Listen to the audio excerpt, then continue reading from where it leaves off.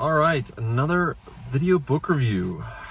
This one is for Speaks the Nightbird by Robert McCammon. McCammon, yeah. First book I've read by Robert McCammon. It's the first in the Matthew Corbett series. I didn't know it was a series until I finished the book and saw that it was a 10-book series, finishing this year. Last year? I don't remember. But it is going to be finished on the 10th book, or is already finished. Now, this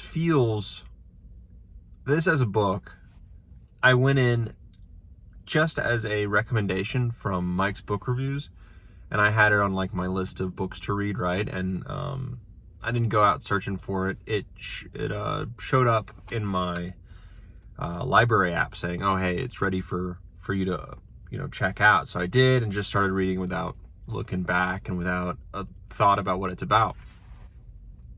So for it to be a non-fantasy, historical-ish, right, book about 1699 American colonies and a magistrate's clerk, so a roving judge. Oh, that's great. Anyways, and his clerk, right, as they travel to a colony like a small town called Fountain Royal, which was just coming down there to adjudicate a witch's trial, figure out if she's guilty or not.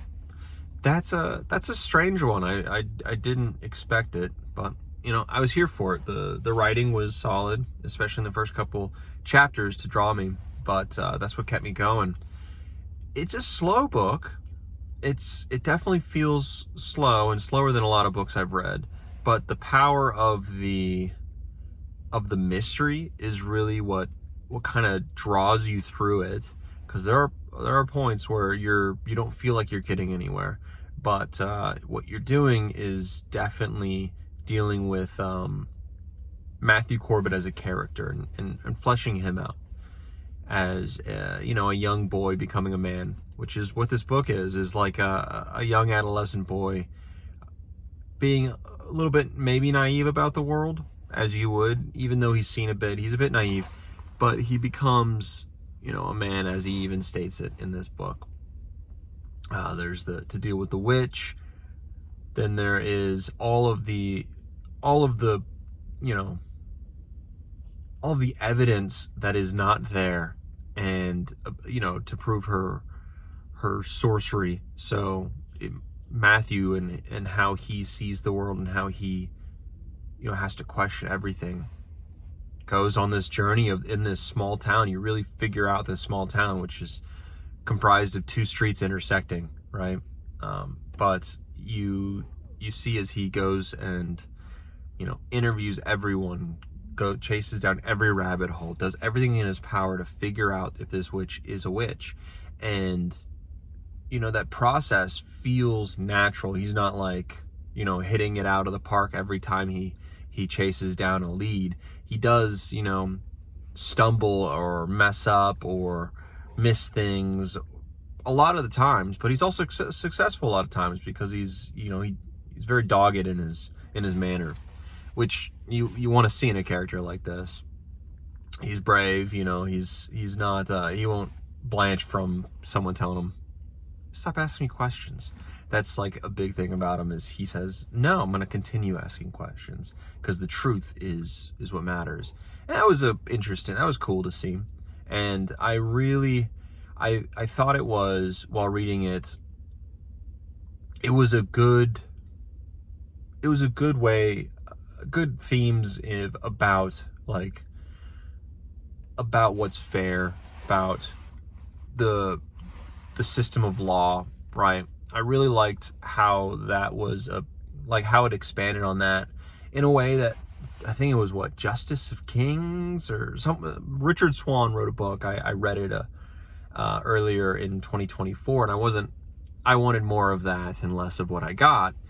This one had more of that and delved deeper, and it was a meteor on the subject in the book, and I really like that. But Matthew Corbett as a character it was really, really great to see. He has the magistrate above him, because Matthew's not the magistrate, he's just the clerk. The magistrate above is his own character who has it's so interesting to see how this liberal lawyer for the time, how he sees the case and conducts the case, and how you see that happen, and just every character in this story is in some way, in a huge way, affected by this witch's trial, and how she affects the town and all these murders that have happened. So chasing down these leads, it might be a fail in that for Matthew, and that it doesn't like prove anything one way or the other about the witch, but you do like uncover the secrets of the town.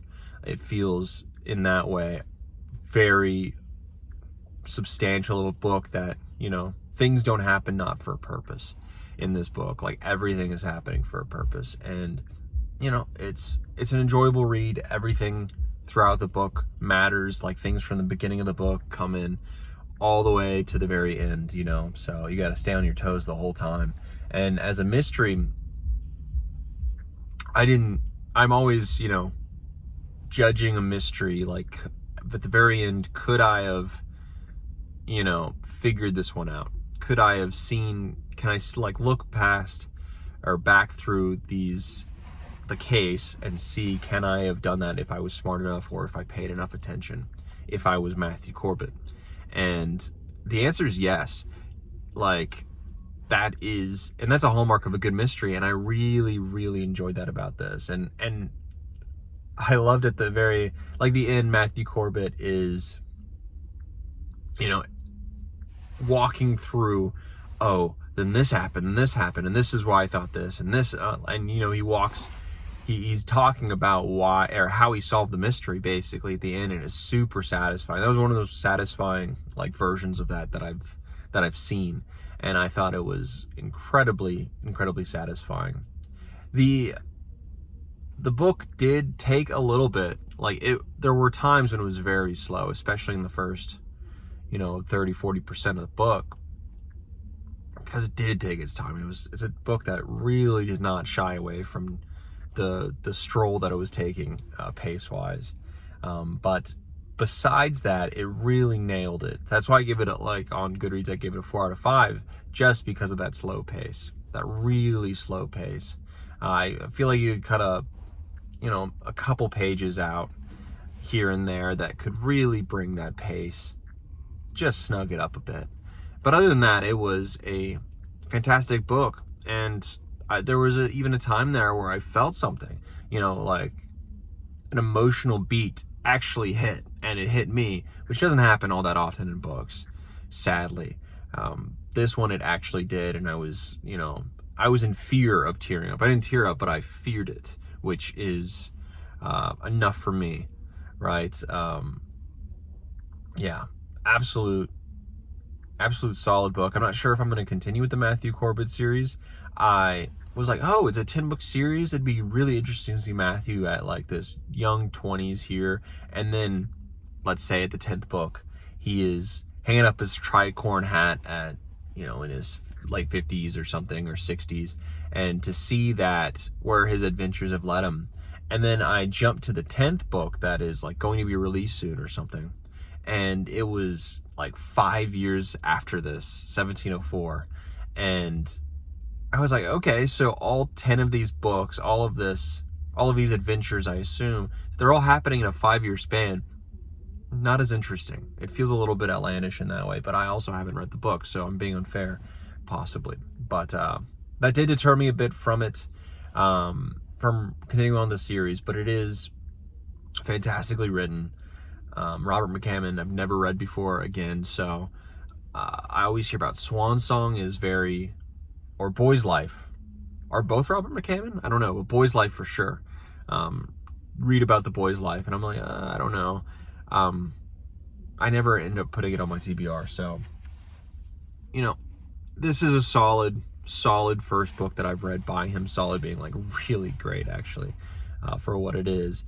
The writing style is solid. The characters feel alive, and the characterizations of every character feels unique. more unique and more like weighty and meaty than a regular character written by a different author, right?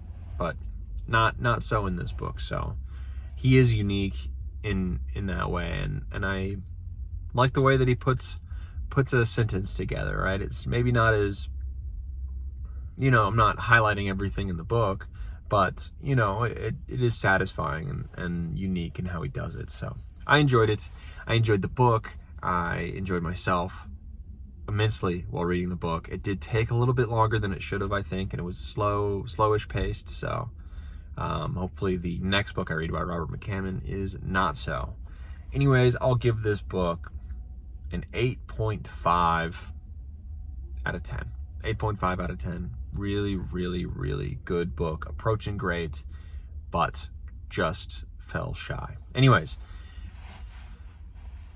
that's the first book done, actually, in January of 2025. First book done of the year. And it was a really good read. Most of it was, though. 85% of it was done in 2024, but it was good to finish it in 2025. And that's one. All right. Have a good one. On to the next book.